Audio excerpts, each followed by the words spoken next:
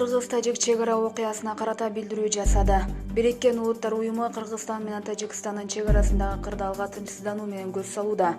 Бул тууралуу БУнун башкы катчысынын расмий өкүлүнүн орун басары Фархан Хак билдирди. Биз түзүлгөн кырдаалга тынчсыздануу менен көз салып жатабыз, билдирүүлөрдү көрдүк. Ошондой эле Кыргызстан жана Тажикстан ок атышууну токтотуу жөнүндө макулдашканын жарыялаганынан да кабардарбыз. Чындыгында ушундай болсо биз аны кубаттайбыз, деди Хак брифинг учурунда.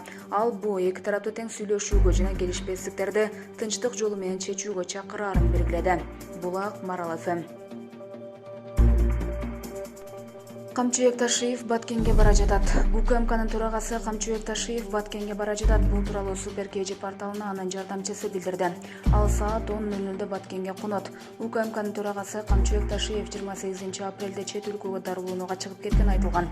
Андан соң Ташиев ооруканага жетпей өлкөгө кайтып келе жатканын жазган. Булак, Супер КЖ. Жогорку кеңештин депутаттары Баткенге жөнөп кетишти. Бул тууралуу парламенттин маалымат кызматынан билдиришти.